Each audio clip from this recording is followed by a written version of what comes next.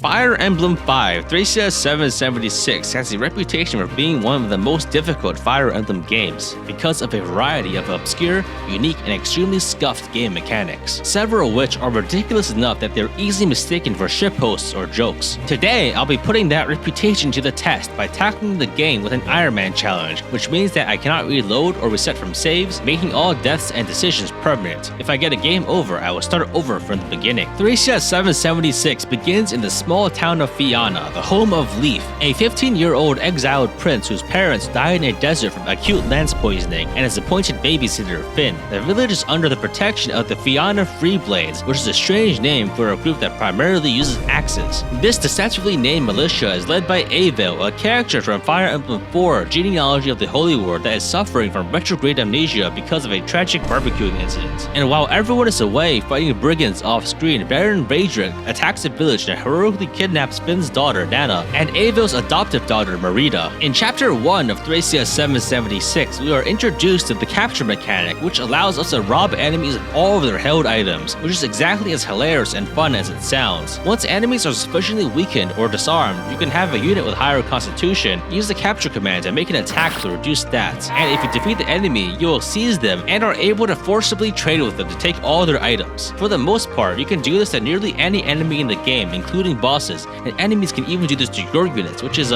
interesting. This first map is actually quite simple, featuring a small number of stationary soldiers and several villages that you can visit for useful item rewards, including a Brave Axe, Ocean's Personal Axe Vouge, and a Life Ring. I capture several soldiers to rob them and take their lances, which are weapons that player units can generally only use when they are outdoors. That sounds like a joke, but it actually is a game mechanic. The boss of this map, Weissman, is an Arbor Knight specializing in child kidnapping, who is easily dealt with because even on the first map of the game, you are given endgame viable units. I have Avil, a level 12 promoted swordmaster who is literally invincible and cannot be killed for the first 3 chapters, defeat him and then seize to end the chapter. In Chapter 2 of Thracia 776, Leaf marches on Munster to rescue his friends, but on the way stumbles on a bandit attack in a coastal village. This mission has several villages that you can visit for treasure, and if you visit them all, you gain access to the guide in Chapter 2X. Pirates will try to destroy the villages, but they move so slowly they are barely a concern. In one of the villages, you can recruit Ronan, who is an archer with high magic growth, which in this game also serves as your resistance, which sounds extremely strange but is a core mechanic of this game. Many enemies in this game are weak and inaccurate enough that placing units in the forest tile makes it practically impossible for them to actually hit you, meaning that you can repeatedly dodge their attacks for XP, making Thracia 776 one of the Fire Emblem games with the most frequently accessible sources of the generally gained experience. I managed to convince a pirate to repeatedly throw its hand axe at Leaf with a 1% hit rate, granting him a bunch of XP in several levels. But once the pirate's hand axe breaks, he actually decides to run away and escapes the map entirely. I am somewhat frustrated that my XP pinata has managed to escape, so I then turn to the boss, who is stationary. I decide to make use of Avil's invincibility flags for the first few chapters by having her dodge tank the boss's iron bow to break it. The way this invincibility works is that the game will rig dodges against lethal blows, using a thin veneer of plausible deniability by having hit rates capped at 1% on the lower end and 99% on the upper end, meaning that there is no such thing as a guaranteed hit or miss in this game. In this game, ranged weapons will consume ammunition even if they miss, and once weapons break, they will not disappear, they are instead replaced with a broken version that is a huge liability with low stats and high weight. In other words, once the boss's weapon is broken, they are converted from a mild threat into an XP generation machine. So then I place Leaf into his range, and the boss only has a 1% hit against him, with absolutely minimal damage, allowing me to grant Leaf as much XP as I want. I used to train Leaf to his level cap of 20 on Chapter 2, but he's still not that good. Chapter 2X of Thracia 776 begins with Lithis, notorious pirate and canonical bedwetter trying to seduce the cleric Safi, while Leaf's army lands on his island to take him out. This is both the first Gaiden chapter and first Fog of War map in the entire Fire Emblem franchise. Fog of War in Thracia 776 is notable because unseen tiles are entirely blacked out instead of just being grayed out like in other games. Fortunately, this is a problem you can easily bypass by looking up the map on the internet. The enemies in this chapter are not particularly difficult, especially since you have early game powerhouses like Avo and Dagdar. In a typical playthrough, much of the challenge on this map comes from allocating XP to train lower level characters, but I don't care about that because I can use degenerate grinding methods whenever I want. Another notable, annoying feature of this map is the terrain, especially the bridge at the center, which is surrounded by sand tiles which slow your units down, effectively forcing your units to move single file. I make sure to capture some enemies for the weapons, but combat on this map is otherwise not very notable. As you approach the end of the map, there are two named characters. One of them is Shiva, who is your standard edgy swordsman with a code of honor who is recruitable later if you don't kill him, but you can try capturing him for his weapon. However, I don't think this is worth the trouble, so I just leave him alone. The second character is Lithis, who canonically was known in his village for pissing himself in his sleep. He has the Holder Scroll, which is one of 12 Crusader Scrolls which when held, nullifies critical hits and grants additional stack growths. Ideally, it's better to hold off on training some units so they can benefit from these scroll bonuses, but I think it's more fun to intentionally make bad decisions. To recruit Lithis, you need to capture him and make sure not to release him. Lithis is unarmed, so any unit can capture him without even entering combat, so I do so and seize to end the map. In Chapter 3 of Thracia 776, Leaf reaches the local Amazon warehouse and Imperial Child Kidnapping Logistics Hub, which is the first section in the game that counts as being indoors. For some reason, possibly because of ancient magic, mounted units are unable to enter buildings and must dismount to go in, which reduces their stats slightly, but more importantly, typically locks them out of their main weapon type and forces them to use swords, often with only an E weapon rank. This generally means that mounted units lose nearly all of their normal advantages and become a lot worse for a surprisingly large number of maps. This map's main feature are 4 children who are being human trafficked into Granville's bi-weekly Fortnite tournaments, and by rescuing them and bringing them to the 4 villages in the lower right, you can get a variety of rewards. Unfortunately, because I wasn't paying attention, brigands managed to reach and destroy 2 of the villages, which causes me to miss out on a warp stat, which is a significant loss. I do manage to get the other 2 villages for the Barter Scroll and the character recruitment in the next map. I move to the boss and access a chest near him to get the Meteor Tome, an A-rank siege tome, which is such a high rank that using it requires you to steal nearly every fire tome in upcoming maps just to gain enough weapon rank to use it. And the best part is, it's not even that good. Another fun fact is that after this chapter, nearly all characters will leave the army and will need to rejoin later, but Tanya and Dagdar specifically need to be recruited in a guidance chapter, which is moderately annoying, both to obtain and to play. So I decided to use a hidden tech by killing Tanya intentionally so I can skip that chapter and still guarantee Dagdar's re-recruitment. This is extremely not worth it, but when has a poor cost-benefit ratio ever stopped me from doing anything? After seizing the throne, a cutscene plays where the hostages that Leaf came to rescue are in fact held hostage, and he is forced to surrender in a surprising turn of events that no one could have ever seen coming. Avo turns herself in to try to protect Leaf from the inside, even though he is a level 20 superhuman who can probably solo the entire next section of the game. In Chapter 4 of Thracia 776, Leaf and Lithis are caught and thrown into prison, but fortunately a rebel group called the Magi immediately moves to rescue them. At the start of the map, all of the items in Leaf's and Lithis' inventory are removed and scattered into chests across the map, so you have to run around to reclaim them. There are several villagers on this map, all of which must escape if you want to access the next guidance chapter. I opened the doors and let them run towards the exits, but unfortunately, I wasn't paying attention to the enemy reinforcements, which spawn right next to the exits. The immediate result is that some of the villagers get captured, and I completely failed this optional objective, locking me out of Chapter 4X and preventing me from obtaining many useful items, and more importantly, preventing me from recruiting Asbil, who was the only mage you get for a very long time. I then form up all my troops and head to the escape point. Escape chapters in Thracia 776 work differently than in other games, because you need to escape with all your units individually. If you escape with Leaf while units are still on the field, they will be left behind, leading to many hilarious cases where people discover in the next chapter that their entire army has been captured. I open the door and have Lara move to the escape point to escape immediately, and then have Leaf recruit Dulcin, an armor knight and one of the only 2 possible indoors lance users in the game. I then try to figure out a safe way to get through with all my other units, but I get bored and just have everyone charge in recklessly. On the next turn, Fergus is killed immediately and Brighton is captured because he didn't have a weapon. But because of this, gaps open up in the enemy formation and allow me to escape with the rest of my units, but I decide to leave Matra behind just because I can. And in the closing cutscene, we see Julius and Ish Ishtar, major characters from FE4 debate whether or not video games makes children more prone to hatred and violence. In Chapter 5 of Thracia 776, Raedric sends Avil and Nana into the arena to grind for gold, while Leaf's heavily diminished party comes into view. Because of my ill-advised decisions on the previous map, I only have 5 characters left: Leaf, Dulcin, Karen, Lithis, and Lara. On turn 1, I forget to move Nana, which gets her killed immediately, something that is very unfortunate because it also locks me out of several characters down the line. Then a cutscene plays where Raedric reveals a mind-controlled Merida who has been possessed by the Shadow Sword and sends her to attack Avil. Fortunately, because of some conditional flags, Merida cannot kill Avil, and Avil will not counterattack against Merida, so if you stick Avil onto the stairs, then she and Merida will be locked into a never-ending battle without any of the other gladiators being able to interfere. I have Leaf handle many of the soldiers on this map, something he can do easily with his capped level, and have him use the flame sword to defeat most of the mages. With Merida and Avil locked into an internal conflict, I trap an enemy bishop and start yet another degenerate grind, this time using steel loops with Lithis and Lara. In Thracia 776, when thieves steal from enemies, it is also possible for them to plant items into the inventory, allowing them to steal again for 10 XP per steal. I abuse this mechanic to get Lithis to level 20 and then repeat the process with Lara to get her to level 20, giving her a total of 4 strength. I then pull out yet another degenerate grinding strat by having Karen attack repeatedly with the broken sword. Because of the horrible might and accuracy of broken weapons, anyone who uses it will likely miss. But in Thracia 776, misses still grant decent amount of experience. By having Karen attack repeatedly with a broken sword, she is also able to get to level 20 and becomes quite formidable. And while I do this, Avil also manages to get to level 20 by repeatedly dodging Merida, which is pretty funny but not very useful because of incoming plot shenanigans. My tricked out team is now able to manhandle the remaining enemies with ease. There's a notable strong sniper near the end with a silver bow, but I'm able to lure him out and capture him with Dulcin for his weapon. I push towards the exit but find that I'm sealed off because I cannot progress the map with Avil and Merida still endlessly duking it out. I have Avil capture Merida to end the stalemate, which triggers a cutscene where Vel teleports Avil and turns her into stone.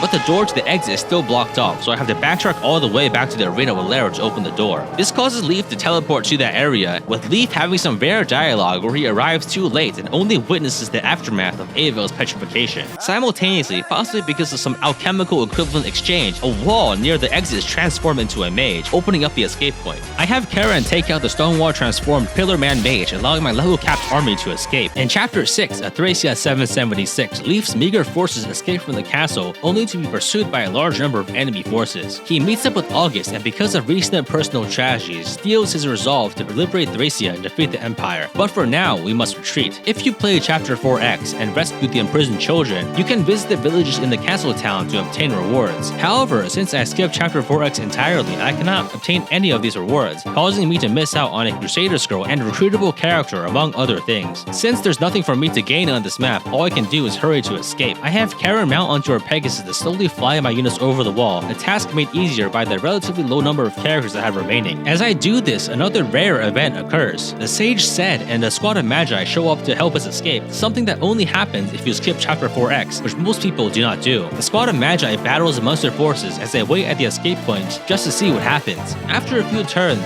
Sed calls a retreat but is slowed down because he decided to capture an enemy for some reason, to the point where he is still on the map when Galzus spawns. Galzus is a mercenary with many cap stats who spawns on turn 15 to encourage you to hurry up. At this point in the game, if he attacks you, you're probably dead. This time, however, the stars have aligned and Galzus and Sed are on the same map in the same area at the same time, which is not likely to happen. Galzus attacks Sed and activates Astra and Luna multiple times, missing all of his attacks because Sed has an invisibility flag, and then Sed retaliates. Galzus activates an action star to go again on the same turn, and he attacks Sed again, missing another 10 attacks, and takes significant damage in return. I await with bated breath to see the conclusion of the fight between this esteemed mercenary and a legendary sage. Maybe Galzus could die on this map without me being able to do anything about it. But instead of finishing Galzus off, Sed escapes and cuts the death battle short. In Chapter 7 of FE5, we continue our flight for Munster, pursued by a truly ridiculous number of cavaliers who are led by Commander Eisenau, who can be cheesed by making him never even begin to exist. The common strategy on this map is to block the boss's spawn tile, which causes the vast majority of enemies to not even spawn. And while that is funny, it is too optimal and useful, so I don't do it. One of the nearby villages has a Master Seal, which I use to promote Lara into a rogue to hopefully give her some more stats. And to this end, I decide to fight the enemy forces with my 2 thieves. Their high speed allows them to dodge tank enemies, but they are by no means invincible because of their low defense. I use their steal command to steal several rapiers from the enemy cavaliers, and they serve as an excellent source to replenish my weapons. On the bottom of the map, Finn and Safi rejoin, and I have Safi talk to Shiva to recruit him. Thracia 776 gives you way too many sword fighters, so I have no particular reason to use him. So I I just send him to the escape point to leave, but this actually triggers an event that many people don't see. After escaping with your first unit, General Hannibal of Meath will move out with his knights in a show of force, convincing Raedric's forces to go into a full retreat, causing all of his forces to just leave. After the Munster forces leave, all of the green units also leave, leaving nothing on the map except for a squad of bandits to your left who will soon be subject to inhumane XP grinding methods. I have Lara dodge and steal grind against the bandits, granting her 20 additional levels but only 5 more strength. I also have Dawson do the broken weapon grind to become a level 20 axe armor, nearly capping his strength and defense. I briefly considered trying the arena to get gold, but I immediately get spooked once I see the enemies have silver axes, so I decide to just leave. Once you escape and end the map, Ocean, Halvin, and Ronan rejoin the team, which is great because I'll be completely unable to use any of my trained characters in the next map because of the fatigue mechanic. Chapter 8 of Thracia 776 is the first map that features fatigue, which is a controversial game mechanic where units that are used too often become tired and cannot be deployed in the next map. Performing actions such as combat or using stabs will increase a unit's fatigue, and when that fatigue stat exceeds their maximum HP, then they cannot be deployed. This fatigue accumulates across consecutive chapter deployments, but if the character is benched for one chapter, then it will be reset back to 0.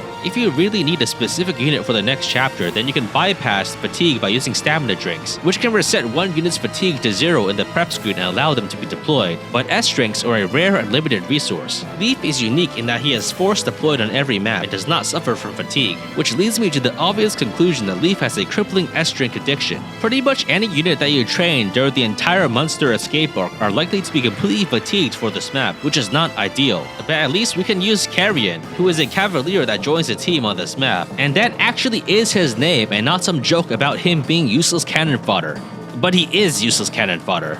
Fortunately, the enemies on this map are quite weak and even untrained units can easily handle them. The main notable feature on this map is the boss Rume, who must be captured and held in order to access Chapter 8X. However, this isn't as simple as it seems. On turn 16, he mounts his Wyvern, which makes him impossible to capture. Furthermore, he sits on a gate tile, which grants him a lot of avoid and plus 10 defense, on a map where all of your strong units are likely to be completely fatigued and undeployable, and there are no stamina drinks available at this point in the game. In order to capture him, you'll need to deal some chip damage to him, which is a complicated matter. Physical chip damage from your scrub squad is unlikely to really do much to him because of the plus 10 defense from the gate tile, and magical damage has a possibility of outright killing him because of adept triggers or critical hits. There are ways of getting around this, but I don't want to bother, so I just kill him. I then spend some of my extra time having Ronan attack with a broken bow to reach level 20 and then seize to end the map. Normally, if you skip Chapter 8X, then you'll miss out on both Tanya and Dagdar if they are both still alive. However, I made the preemptive move of killing Tanya in Chapter 3, which automatically disqualified me from Chapter 8X anyway, whether or not I capture the boss. But in exchange, I get a guaranteed Dagdar recruitment, which is great because he is an endgame viable unit right when he joins. In Chapter 9 of Thracia 776, Leaf's army moves to rescue Duke Dorius's mountain-dwelling freedom fighters. On this map, we must defend a villa in the upper left from a massive ball of soldiers that move up the western path, and to aid in this, we get Selfina, a bow knight, and 3 low-level scrubs who are the dictionary definition of failure units. I have promoted Dawson into a general to give him sword, lance, and bow axes, but unfortunately, this has also increased his constitution to 20, which means that he cannot be rescued. This becomes a problem because the closest path to the left is covered in mountain tiles, which armors cannot cross, meaning that he has to go the long way around. I charge everyone down the right path and move everyone else through the forest, but I overestimate Lithis' durability,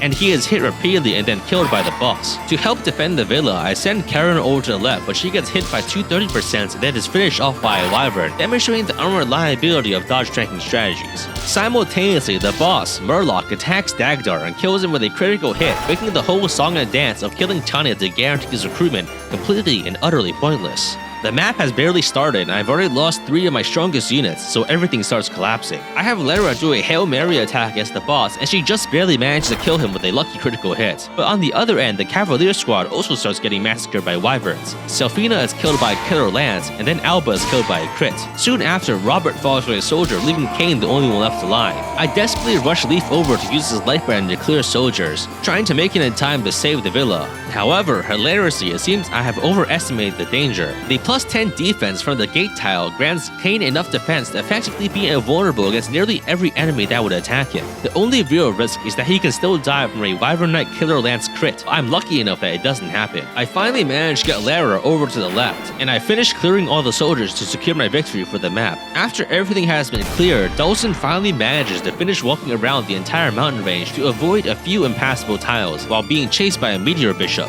And then, right at the last minute before I finish the map, this bishop casts Meteor on Safi, which kills her instantly. This, suffice to say, is not an ideal circumstance. In Chapter 10 of Thracia 776, I have suffered so many losses that I cannot meet the deployment limit for this map, which is troubling. This map introduces ballistae, which are long-range siege weapons that can do a considerable amount of damage. It is very easy for your weaker units to be killed by ballista, so a common technique to deal with them is to place one unit in range and let them be shot repeatedly until they run out of ammo. However, I lack the patience for that, so I just move everyone ahead in one large chunk and let nature take its course. Unfortunately, I'm too lucky and nobody actually gets killed by doing this. There are some optional rewards that you have to hurry a bit to reach. Luckily, Lara gets a movement start proc and obtains the rescue staff, which is a great staff that I cannot use because I do not have any living staff users. Sadly, I do have to forego the Ensorcel staff because obtaining it without a flyer is difficult, and Karen is currently suffering from a mild case of being dead. After a few turns, 2 invincible units will spawn and try to attack you, but fortunately they just leave soon afterwards anyway, so it's not that big of a deal. There is a stationary formation of Armor Knights in the middle of the map, which is a great opportunity to train your units. Dawson normally only has an E rank with lances when promoted, meaning that him being one of the only 2 indoors lance users is some kind of a sick joke. But by attacking repeatedly with broken weapons, I managed to train a sword, lance, and bow rank to A, allowing him to use a large variety of strong weapons. This process also gets him to level 20, which only provides a minor bonus to most of his stats, but he also managed to get 2 movement level ups, which only happen at a 2% chance per level, which is great. I then take some time to train Ocean as well, and he nearly caps most of his important combat stats by level 20. I steal the boss's Master Seal and consider trying to capture him to obtain his weapons, but I conclude that it's too much trouble, so I just kill him. In Chapter 11 of Thracia 776, Alfred and Owen, who attacked us last chapter, show up at the fort we are trying to besiege as messengers. They meet with Kemp, a cowardly soldier known mainly because early translation patches took some creative liberties with his lines. Kemp provokes Owen and uses it as pretense to imprison her. This map centers around one main trap. Once Leaf enters the inner sanctum, the doors to the fort will close and 2 ballistas will spawn, and it will repeatedly shoot anyone trapped inside. On the way to the fort, which is heavily bottlenecked by forests, Halvin is slain by a critical hit from a killer bow. I have Lara move up first to fight the Armor Knights to steal their door keys and vulneraries since I'm running low on healing items without staff users. I then try to block the locked doors from spawning, and then send Leaf into the inner courtyard. Kemp then says that we've fallen into his trap in America, and then closes the gates and spawns the ballista. Unfortunately, you cannot actually block the doors from spawning, and units that occupy those spaces will be shoved away, causing all of them to get trapped within the doors. Fortunately, I'm able to unlock the doors with lockpicks and door keys before anything particularly bad happens, but Leaf does get chanced by 2 ballista who could have killed him if they both hit. I then attack Kemp, who is invincible on this map but retreats after being struck once and then quickly sees to end the chapter. In Chapter 11X of Thracia 776, Kemp retreats to the castle dungeon, commanding his subordinates to mount a suicidal defense to make his escape. This is a Fog of War map, and the main feature are the murder holes, a term that has historically had a confusing translation. It is a long corridor filled with archers and mages that take potshots at you as you move through, but I deal with this by sending only my stronger units through, and they pass without much difficulty. At the top of the map, Alfred also arrives to rescue Owen, who has been imprisoned alongside several children, and like in previous chapters, saving each of these children can grant you bonus rewards in upcoming maps. I approach the boss with my main force as he strikes us with long-range siege tomes. But as I move Alfred to free Owen and the children, the boss immediately swings around and 360 no-scopes a child with bolting. And to add insult to injury, several soldiers immediately spawn and kidnap the other 2 children and Owen because I forgot to give her a weapon. I move on the boss and immediately capture him because enemies that only have siege tomes can be taken captive without a fight, then try to figure out how to rescue Owen. I am initially worried that enemy soldiers can escape to the right and leave the map immediately, but fortunately they go to the left, where Alfred can intercept them. I have Alfred take out the soldier carrying Owen, which frees her. Captured units that are freed can immediately act, so Owen can grab the Dire Thunder Tome to take out the other soldier, together, freeing one child, but the third one has already been taken away. Fortunately, the one out of the 3 that I rescued is the most important one, so after she escapes, I seize and end the map.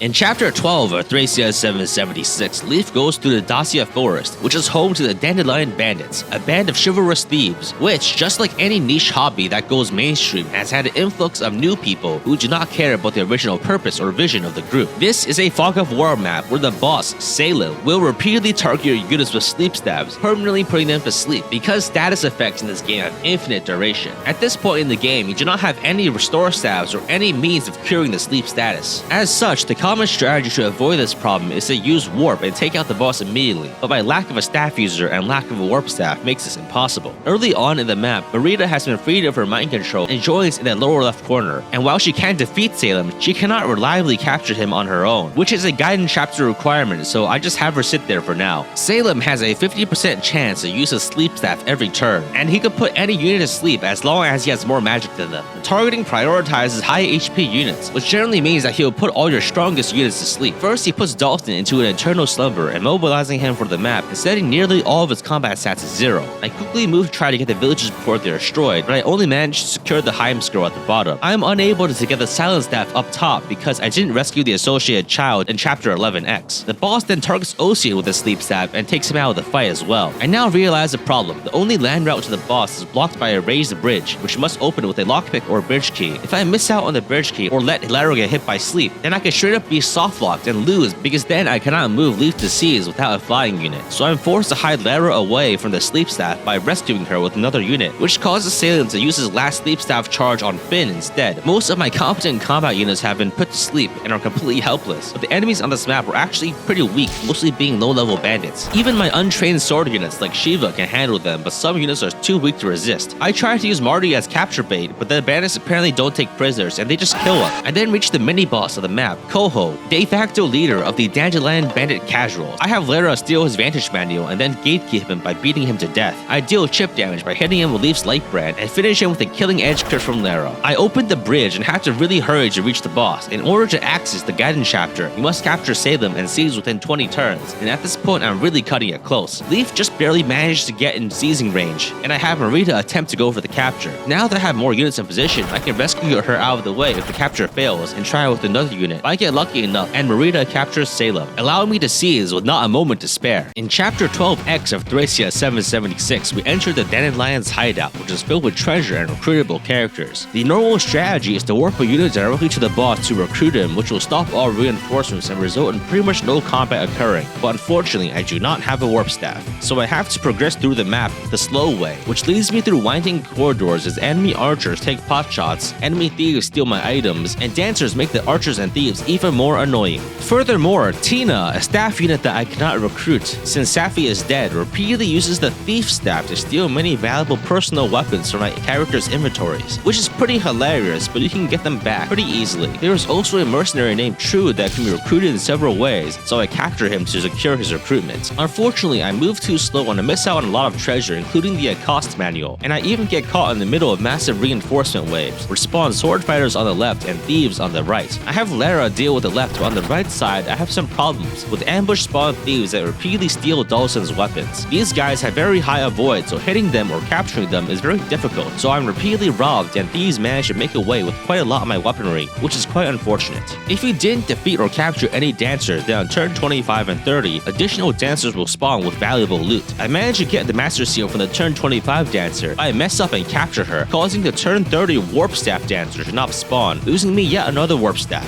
I finally managed to get Lara to the boss Pern and recruit him, and this conversation causes Lara to promote into a dancer, resetting her level to 1. I take this opportunity to grind Lara into a level 20 dancer, and then use a Master Seal to promote her from dancer back into rogue, which resets her level again. I grind her to level 20 again, effectively making her into a level 80 tier 4 unit that has capped nearly every stat. Her capped magic is especially unique and useful because it makes her great against mages and effectively makes her invulnerable to most status stabs, unlike most other physical combat units. I then trained Pern to level 20 using the same method and then seize to end the map. In Chapter 13 of Thracia 776, Leaf moves to lift the siege on the walled city of Terra, but finds that it is already under attack. Leaf, as usual, tells everyone to recklessly charge in before they are ready, resulting in a low deployment limit for this map. The objective is to have everyone escape escape into the city before it is overwhelmed by enemy troops. To assist in his defense, we get Glade and 5 generic Leinster Knights. I choose to do the honorable thing by taking all of the generic Knights' weapons, dismounting them, and have them charge into the enemy column completely unarmed. This causes the enemy armor knights to capture them and start running away. This ends up working quite well because they are the only enemies that can actually hurt Glade on the gate tile. On my side, I move up and have Dawson take out a ballista with a thrown javelin, but unfortunately some ballistas cannot be reached if you don't have a flyer,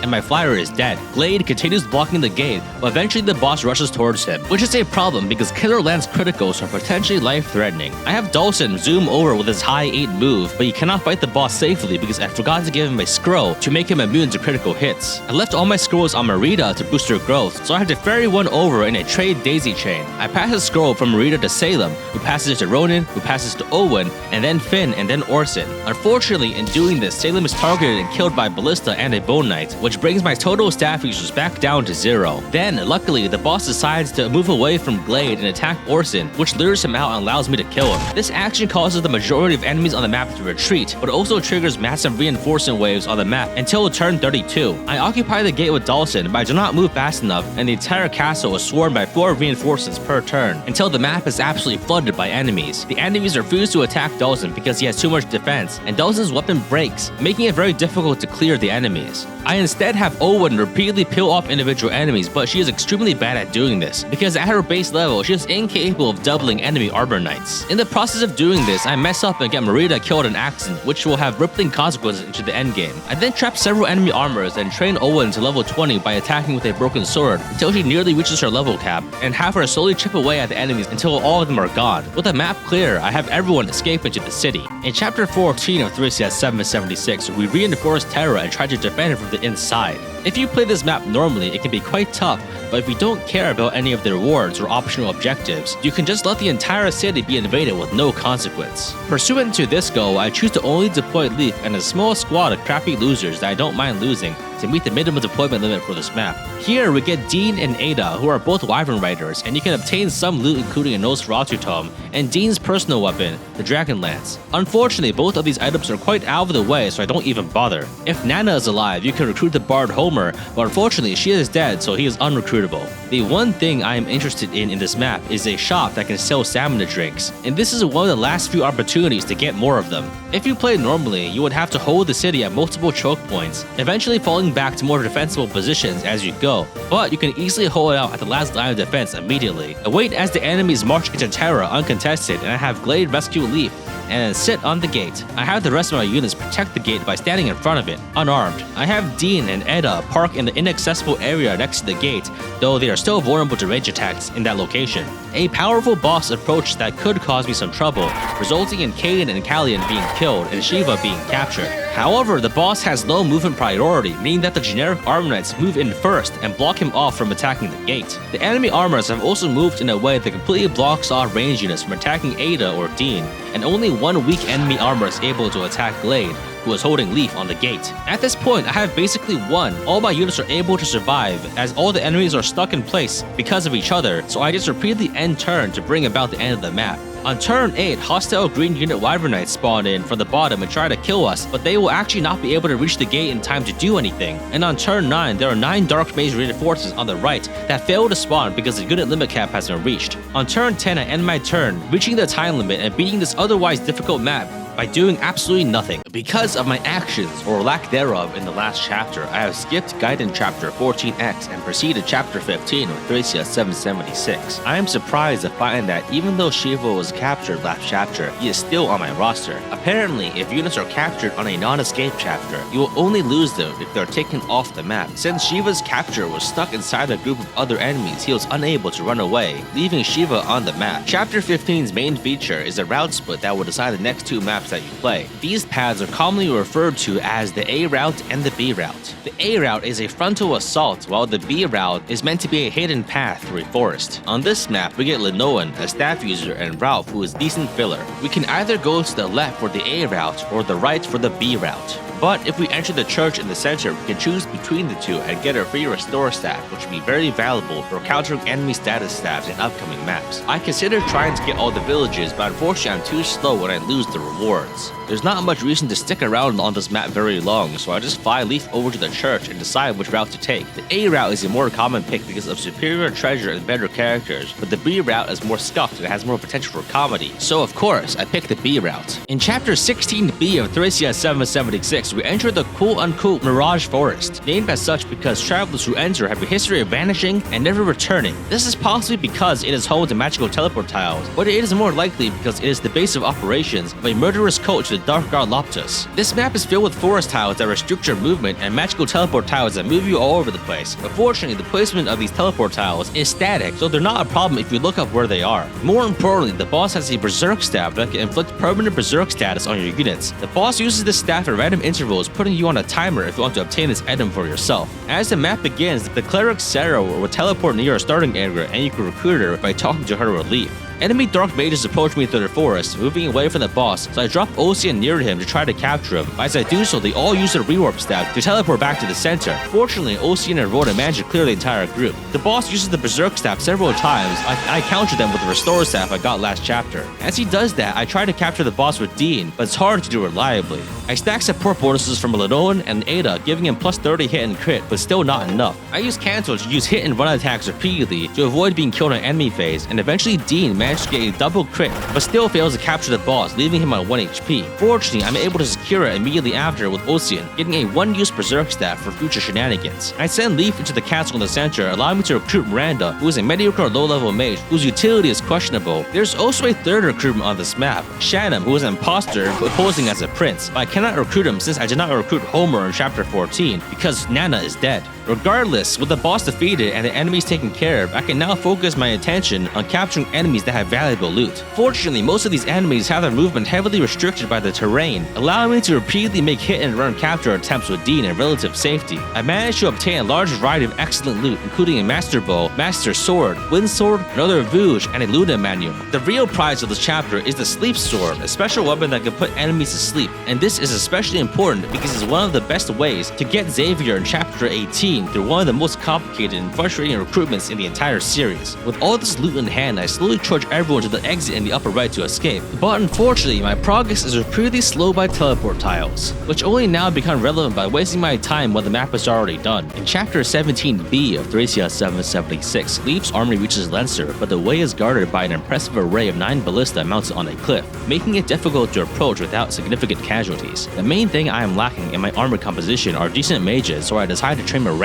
Miranda starts with a decent amount of Fire Tome rank and gains more on promotion, so of my remaining units, she is the most likely to be able to use the A rank Meteor Tome for long range attacks. I give Miranda all my Crusader scrolls, but as I move my units around, I accidentally place her in range of an enemy sniper, and she is immediately killed, losing me all my Crusader scrolls all at once. This is quite bad because many endgame enemies have significant amounts of crit, and losing the scrolls means I have no means of gaining crit immunity. Enemy ballista are still a problem, and while I could try to run them out of ammunition with my own units, there is a specific built-in feature of this map that can handle it for you. If Leaf visits one of the many villages to the left, he can ask Lancer resistance to rise up, creating an infinite source of green units who are very enthusiastic about being cannon fodder. You are intended to charge in with them, but if you wait long enough, they can clear the entire map for you. These units are very weak, but spawn infinitely at a rate of 11 units per turn, up to a maximum of 16 at once. The Lancer resistance fighters swarm the enemy Frege Knights, slowly killing them at the low cost of their own lives. After doing this, they all suicidally charge into the ballista. The ballista repeatedly rain fire down upon them, killing them in massive amounts, but the infinite tide of green units eventually overwhelms them and causes them to run out of ammo. They charge out the boss area and slaughter all the enemies within, though unfortunately they are too weak to hurt the boss on the gate. I send in one of my flyers to trigger an event where Amalda leads her cavalry to flank you once you reach the boss area, but she is quickly swarmed by the allied green units. Amalda has a braggy scroll, which I desperately want because I have recently lost all my Crusader scrolls, but after capturing a green unit, she quickly escapes and denies me the reward. At this point, the Lancer resistance fighters have cleared the entire map and are now just wandering aimlessly. I estimate that at least 100 green unit lives were lost in the making of this video. In Chapter 18 of Thracia 776, we face two of the most difficult and frustrating optional objectives in the entire Fire Emblem series. The first is the member card, and in order to get it, you need to not kill any of the Lancer soldiers on this map. This is not impossible because capturing and releasing enemies is okay, but I failed the objective almost immediately by killing a soldier on enemy phase. I opened the map by moving through and immediately blocking all the reinforcement spawns as quickly as I can, allowing me any time to set up for the second optional objective, which is a character recruitment that is so complicated it is easily misconstrued as a shitpost. This is the Xavier recruitment.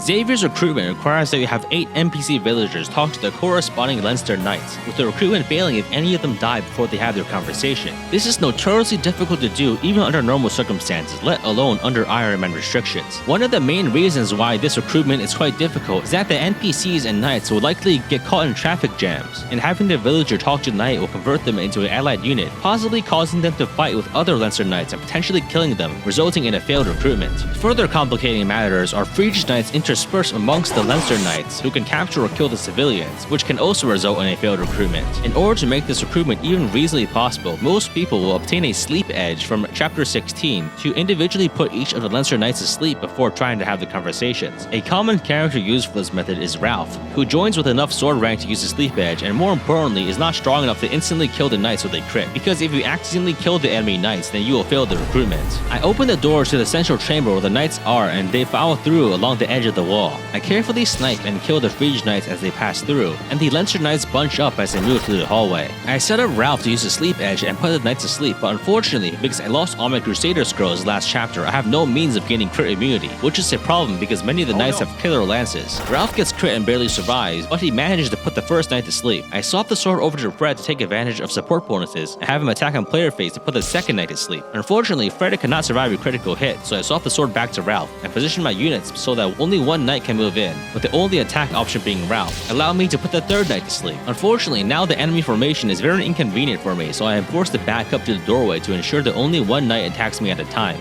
Against the fourth Knight, Ralph gets crit and whiffs his sleep edge hit, meaning that he has to try again next turn. Ralph gets crit again and misses again, but on the third try he gets hit but crits in retaliation. Fortunately, Ralph is not strong enough to kill on a crit, putting the fourth Knight to sleep. I back up one tile to take on the fifth Knight, who hits Ralph with a crit and follows up because of Adept, giving me a minor heart attack, but luckily he misses his 80% chance hit, and Ralph lands a sleep edge, putting the fifth Knight to sleep. As it turns out, every Leinster Knight has movement stars, Adept, and Miracle, giving all of them a small percent chance of ruining your day, which is one of the trolliest designs I have ever seen in a video game. I have once again run out of space, so I back up even further to another door in the upper right. Fortunately, I have gone through most of Knights that have killer lances, leaving only the ones that have hammers with 0 crit. Fred manages to sleep the 6th Knight and then the 7th as well. I back up once again and then put the last Knight to sleep on player phase with Fred. Now that all 8 Knights have been put to sleep, I just have to move all 8 civilians to talk to them. Unfortunately, there's a bit of a traffic jam issue, and if you put the Knights to sleep in an inconvenient spot, the sub might get stuck and effectively fail the recruitment.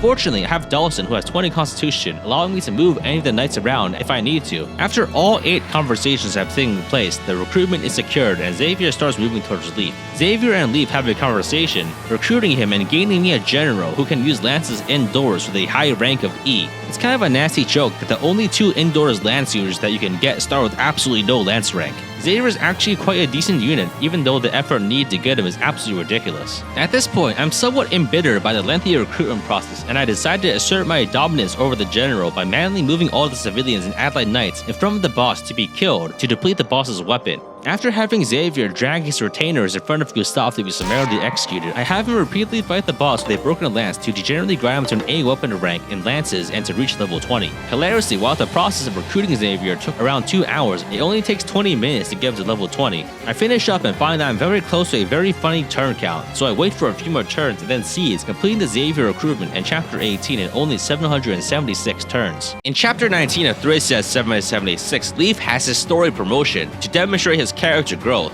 and immediately shows that he has not actually grown from being impulsive and reckless. Immediately upon hearing that Oster is under attack, Leaf, high on victory, immediately orders his exhausted army to march to relieve Oster. Dorius begrudgingly agrees to follow these orders, and he leads half of the army to Oster while everyone else rests. The next morning, we find that Dorius is dead and the army scattered. This tactical blunder is represented by this map having a minimum deployment limit of 16, forcing you to field a large number of units, and likely many that are vulnerable and weak. Half of your army is forced deployed at the top of the map, and the other half is forced deployed to the bottom of the map. Since in this game, you cannot easily change deployment spots, the ones that are in danger and the ones that are safe are effectively chosen randomly. This inability to completely plan the start of the map is likely meant to enhance gameplay immersion at the cost of the game being extremely obtuse. As I start the map, I have everyone run away as quickly as I can, but unfortunately Finn is caught by several enemies. Finn gets hit repeatedly and barely survives, but Conwar moves in and gets a movement star, moving again and killing Finn.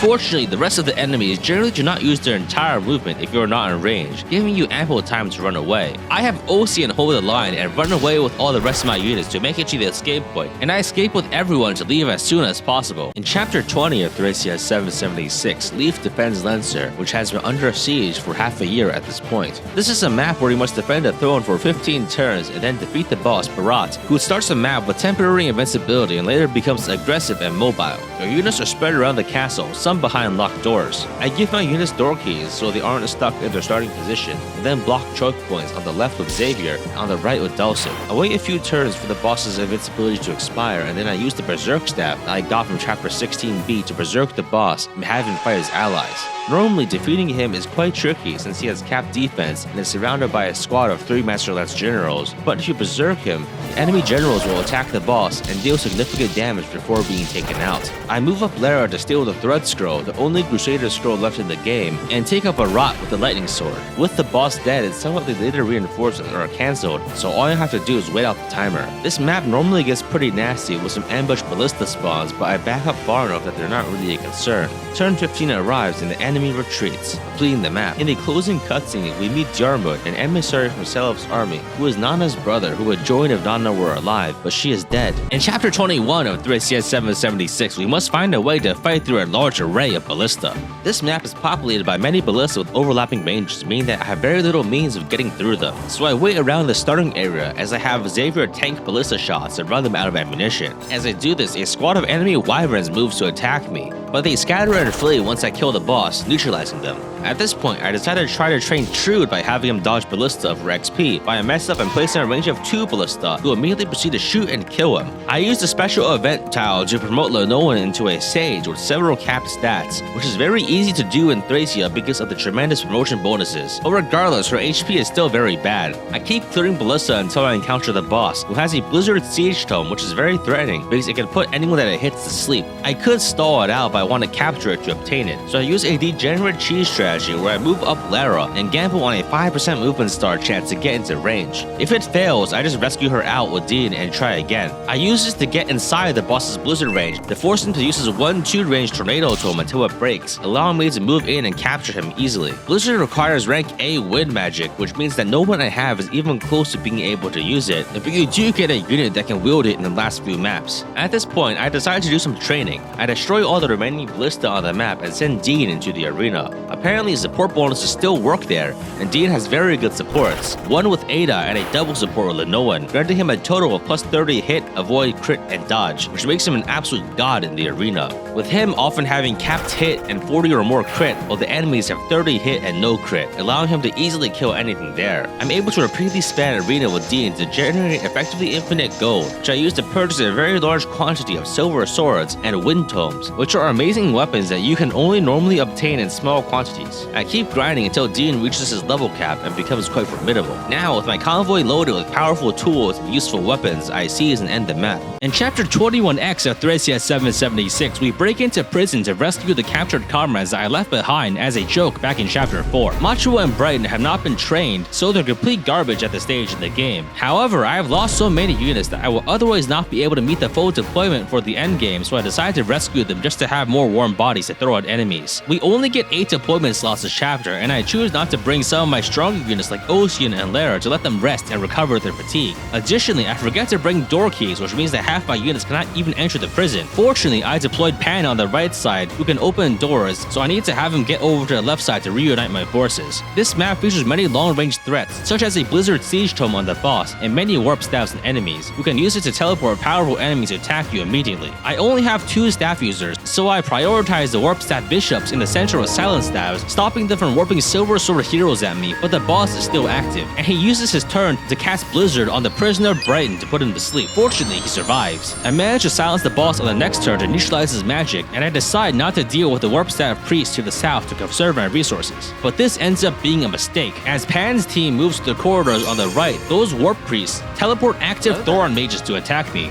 Thoron is a powerful tome with a very high crit chance, which becomes a problem because I only have one Crusader scroll to prevent crits, and this problem manifests when a warped mage immediately deletes Ralph with a Thoron crit. This makes me quite frightened for Leaf because he could easily die from a Thoron crit, but I soon find the enemy warp AI highly prioritizes sending reinforcements for other enemies. So by forgetting to give Leaf's team a door key, I've accidentally protected him from being instantly killed by a warped Thoron crit. Fortunately, the other units on the right are not nearly as vulnerable as Ralph. The Nolan and Rodan have high magic, and Pan is equipped with my only Crusader scroll. I managed to weigh out all 9 warped Thoron mages and move to open the door on the left. I free Machua and Brighton, waking him up with a Restore Staff, and then move to fight the boss in the center. I have Pan steal his Warp Staff and kill him with a Nolan, who uses her capped magic and the Wind Tome to great effect. I capture 2 bishops for their Warp Staffs, but I accidentally release one without taking his stuff, meaning that I obtained only 2 out of the possible 6 warp stabs on this map. On turn 30, 10 druids with Fenrir siege tomes will spawn in the outskirts of the prison, executing any prisoners that you have not yet freed. However, for some reason, they all refuse to teleport in with their rewarp stabs. I have accidentally boxed myself in the center, so I can't leave without entering siege tome range, forcing me to slowly burn through their siege tome uses by having Sarah dodge tank them one by one. After exhausting the Fenrir tomes of half the druids, I lure and defeat them with Ronan to reduce the threat when they warp in. As I discovered earlier, enemy warp AI highly prioritizes reinforcing enemies already engaged in combat, so if I have my units adjacent to other enemies, they will teleport in to fight me, which will let me capture them for their stabs. After I move all my forces to the southern priests who are still on the map, they all warp in, using their action and leaving them vulnerable. I manage to clear them and secure several rewarp stabs and then leave to exit the map, having gained 2 extremely useless characters at the cost of one kind of okay unit. In chapter 22 of Thracia 776, we face Reinhardt, also known as that guy from Fire Emblem Heroes, who is the main reason that people know that this game exists. This map once again has a large number of ballista, as well as some interesting map gimmicks such as a collapsing bridge that can soft lock you. Most people just warp skip this map, but I do not have the roster or resources to do that.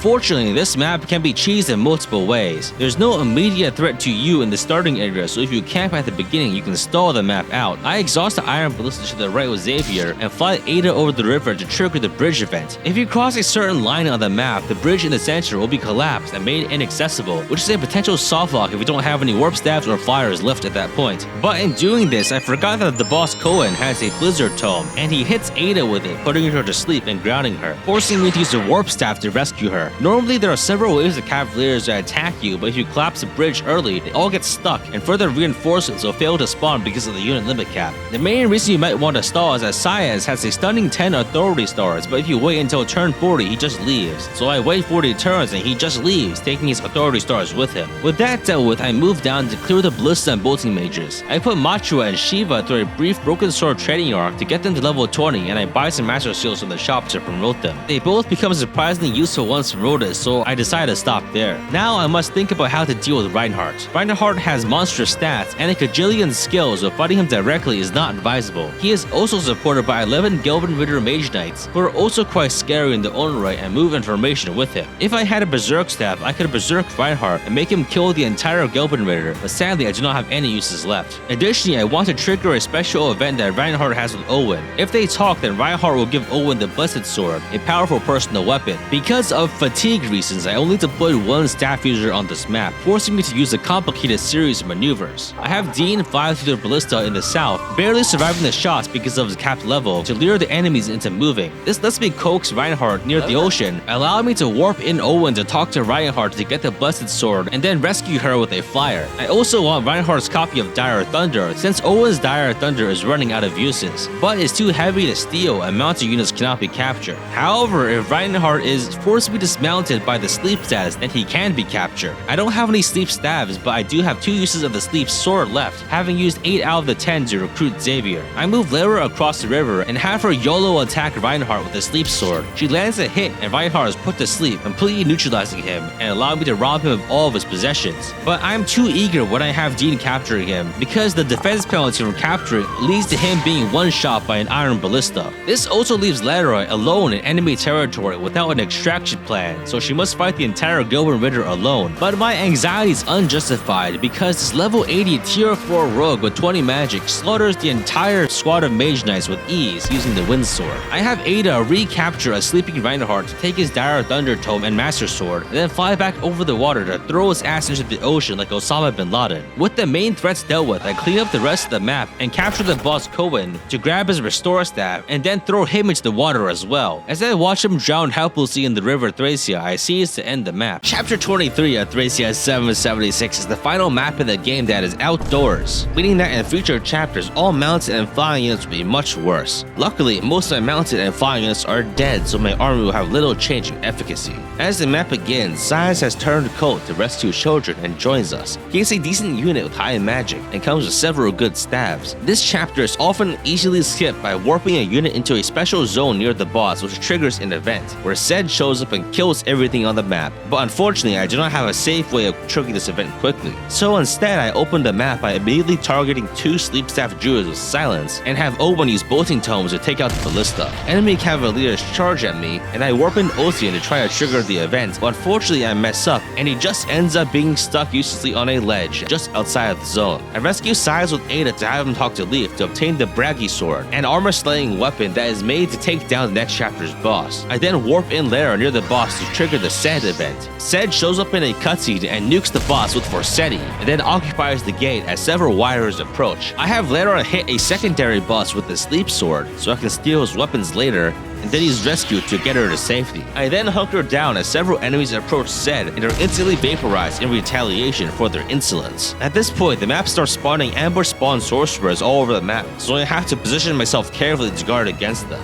I fight them for 10 turns or so until all of them are gone, and then capture the silent sorcerers for their sleep stabs and the boss for his flame sword, which will be put to excellent use on Lara. I also capture a formidable enemy general, often known as Penta-Axe General because he has 5 axes, and claim his horde of weaponry. With the map finished, I have Leaf talk to Zed to recruit him. Zed is one of the strongest units in the game, since his Forsetti Tome grants him plus 20 speed and skill that can push his stats beyond the stat cap, making him an untouchable monster in battle. Recruiting him means that Science does not join, however, but it's not really a hard decision. In the closing cutscene, we enter Munster Castle for the final showdown, which is indoors, so everyone respects ancient Thracian customs and leaves all the horses, wyverns, and pegasi outside.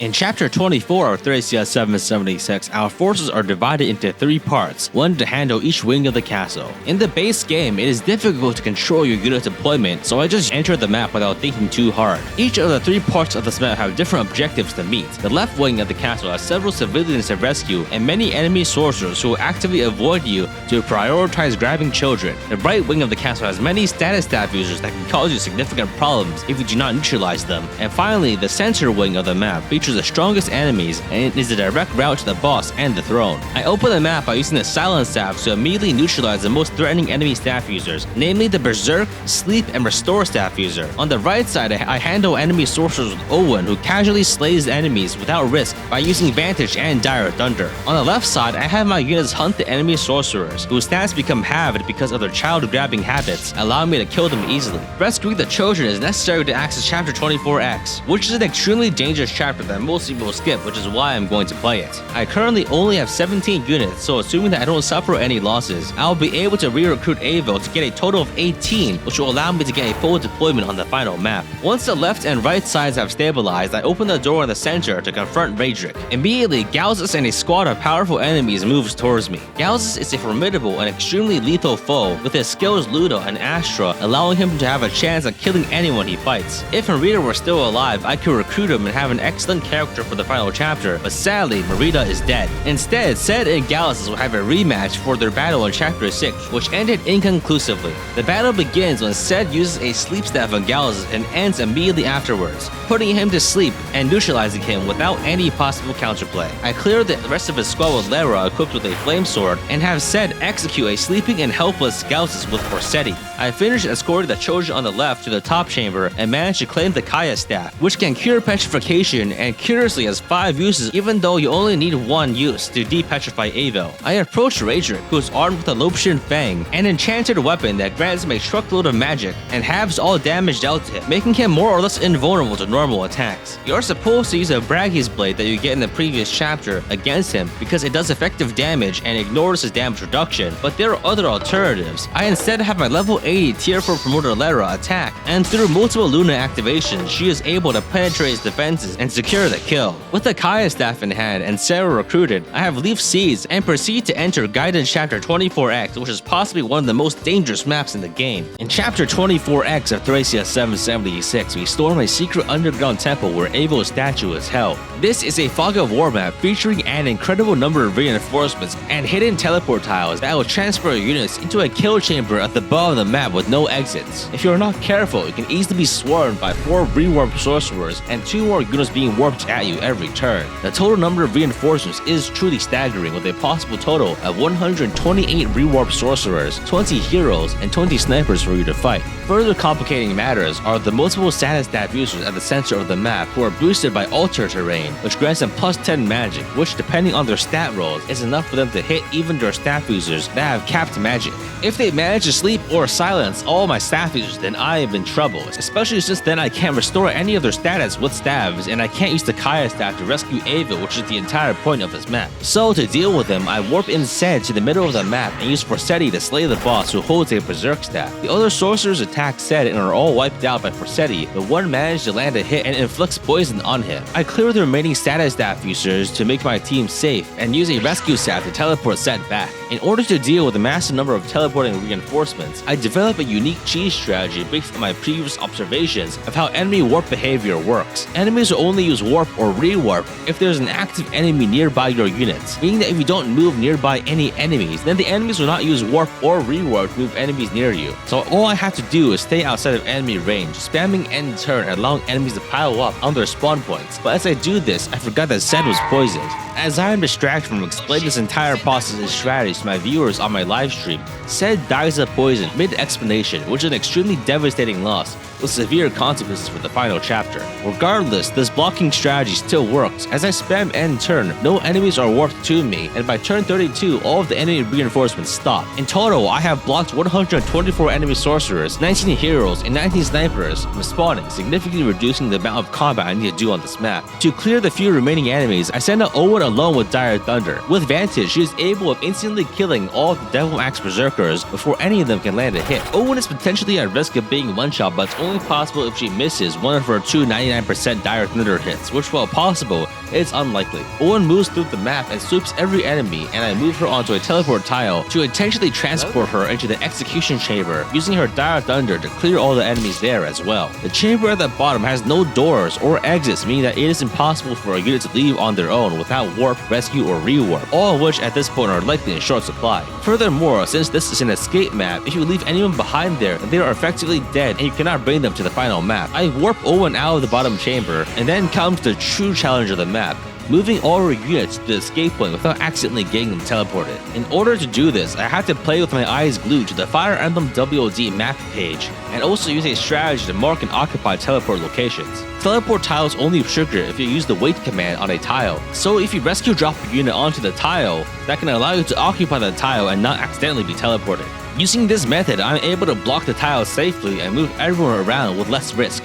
I move Sarah to the top of the map where a petrified Avel lies and use the Kaya staff to restore her into flesh and blood. Avel and Leaf have a heartfelt conversation as she is re-recruited onto the team, bringing me back to a total of 17 units because Zed accidentally died from poison earlier in the map. Rescuing Avel is largely not worth the trouble gameplay-wise, as she is probably worse than any recently trained sword unit that you have. But it's important for story reasons to show how Leaf has grown and matured, and more importantly to give him a W when he has been taking so many L's throughout the whole game. I managed to move everyone to the escape point safely and leave to enter the final battle. In the final chapter of Thracia 776, we face one of the most elaborate endgame maps in the entire series. In order to reach the final boss, Veld, we will need to seize 6 altars. Our army is divided into 6 squads of 3 units each for each objective, which are defended by 1 Fenrir Tome Sorcerer, 2 promoted enemies, a powerful Deadlord mini-boss, and most importantly, a locked door. It is absolutely critical that you have enough door keys for this map or the means to obtain more from the sorcerers to open the altars, or it is very possible that you can get soft-locked. There are 6 Deadlords: Draco, Porcus, Bovis, Canis, Tigris, and Moose. Most of them are powerful physical combatants, but the most dangerous by far is Deadlord Canis, who is a sage, has Miracle, Wrath, Adept, and a Nosferatu tome. You can also use a Berserk Staff with 30 effective magic from boosted altar terrain, so if you don't defeat her quickly, you're going to have some problems. Without some complicated maneuvers, she is very difficult to kill safely, and I simply do not have the resources to pull anything fancy since I only have 2 staff users left. I begin the map by having my units prioritize defeating the sorcerers to stop them from using their Fenrir tomes, which can easily pick off my weaker units. I have Ronan clear the sorcerer at Deadlord Canis' altar, and Xavier takes out the one at Deadlord Tigris' altar. The inflexible unit deployment system has unfortunately forced some of my units into places where they aren't needed, so I have Sarah warp Ocean over to Deadlord Draco's altar to clear the sorcerer there. Lara takes out the sorcerer at Deadlord Bovis' altar, Dawson clears the one at Deadlord Moose's altar, and I open a door to have Fred fight the sorcerer at Deadlord Porcus' altar, but he gets hit by a Hell Tome and is left at 1 HP. I use my second and last staff action for this turn to have Lenoan hit Deadlord Bovis with a sleep staff, neutralizing one of the deadliest combatants.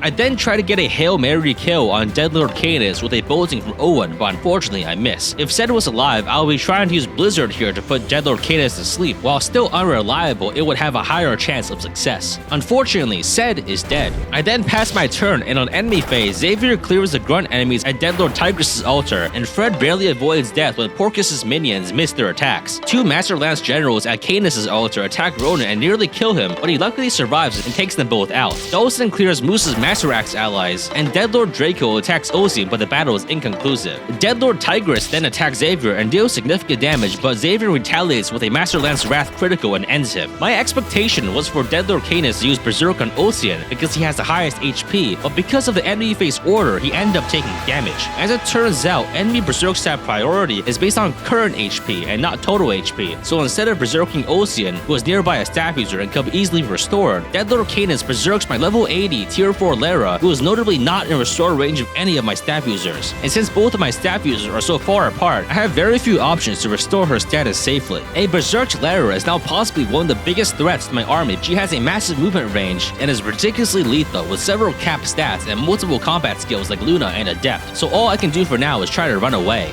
I try another desperate bolting from Owen to try to kill Deadlord Canis with a lucky critical, but it also misses. Seeing as I likely won't clear the Deadlords particularly soon, I also move several units to block reinforcement spawns. If we don't defeat the Deadlords by turn 5, then you'll be swarmed with 4 reinforcements per turn from the corners of the map until turn 64, and I simply do not have the resources to fight that many enemies. I try to make more progress on Deadlord Porcus' altar, but Fred misses an 86% hit, so to save him I am forced to use a sleep staff. I use another sleep staff to put Deadlord Draco to sleep, to set up for a kill on the next turn. On enemy phase, Lara starts moving towards my allies at Porcus' altar, which is extremely threatening, and to make things even worse, Deadlord Canis uses her Berserk staff to berserk Dawson, who is very powerful and is directly next to Leaf. Everything's starting to go wrong, so I rack my brain to try to salvage the situation. I have Ocean take out sleeping Deadlord Draco and use a sleep staff to put Deadlord Porcus to sleep, and I now turn to the case of the berserked Dawson. His enhanced movement range of 8 tiles means that I cannot run from him, and if he attacks Leaf, I could have a game over situation on my hands. So I am forced to resort to extreme measures. For the sake of the run, Dawson must die. I have Leaf attack Dawson with a Brachys Blade to put him down for my own safety. Curiously, Dawson does not retaliate, and this is because of an obscure mechanic where units that give support bonuses to other units will not be counterattacked when attacking them, meaning that friends, family, and lovers can more easily kill their berserked allies. Leaf tells Zolzan to look into the sunset and buries the armor-slaying Brachys Blade into the back of his head, killing him and getting a very nice level up in the process. I attempt another bolting with Owen to try to take down Deadlord Canis, but unfortunately it misses again. I manage to clear Deadlord Porcus' altar and use Rerope to move Lenoan into the chamber. My plan is to lure Lara into restore stat range by using a weak unit as bait.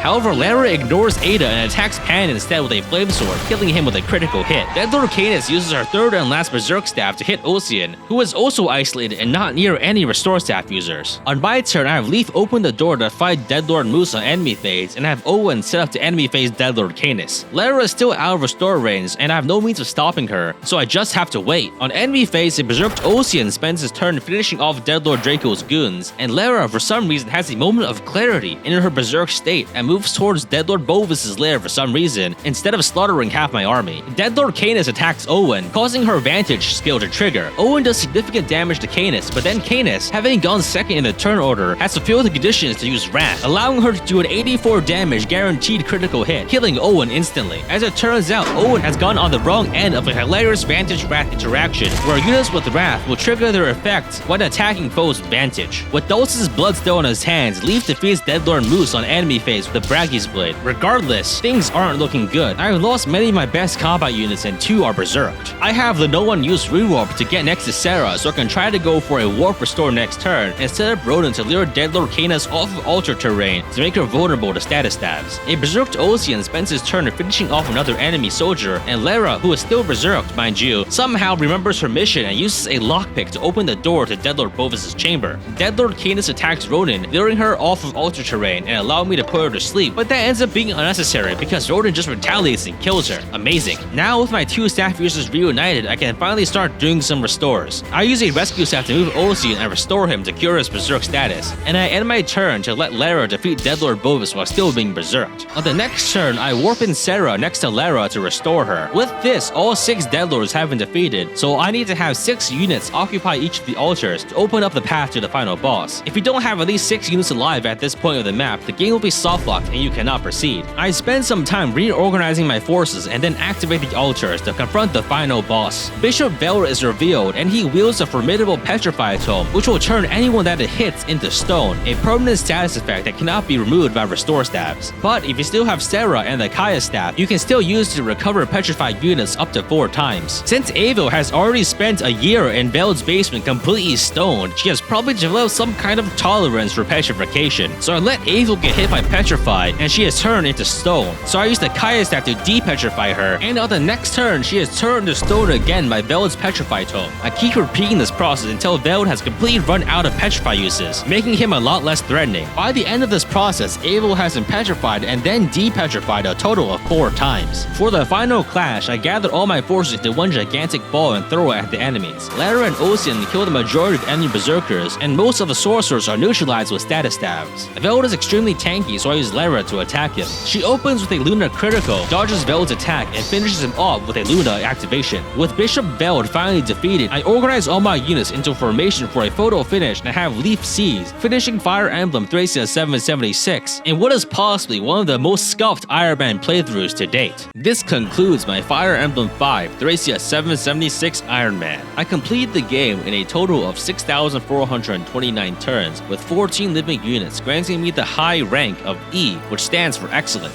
25 of my units died, and around 13 were not recruitable for various reasons. Overall, I had a good time. Thracia 776 is a game with many exploits, but none are so broken that they trivialize the game on their own. Even grinding characters to their level cap does not make them invincible, and the endgame is extremely lethal to anyone if you're not careful. The game's design by itself forces you to struggle. The low stat caps, damage formula, and paradigm shift in the endgame to a focus on staff utility provides a wide variety of challenges that make it so juggernauting one character is never the easiest option. Fire Emblem 5 isn't the most difficult game in the series on a turn-by-turn tactics level, especially early on, but on a long-term planning level, it has a lot to offer. And more importantly, it gives you an excellent final challenge to test everything that you've built. For many Fire Emblem games, it's a shame that the developers aren't brave enough to make the endgame actually challenging, with the possibility of not being able to finish the game if your army is too weak. Obviously, soft-locking players right at the final map is not the best thing to do,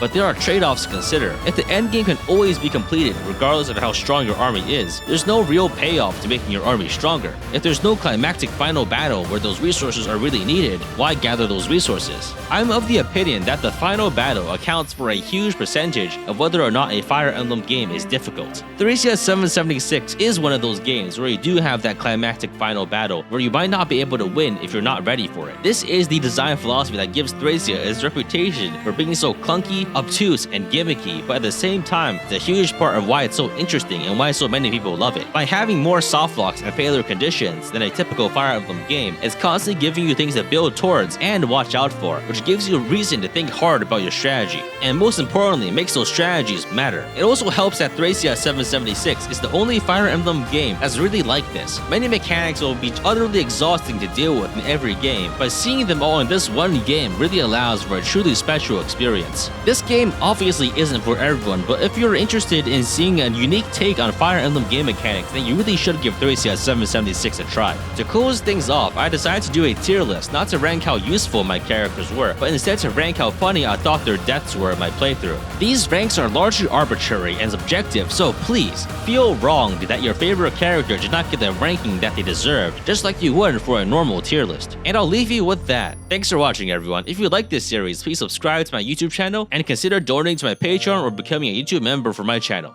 That's about all for now. Bye.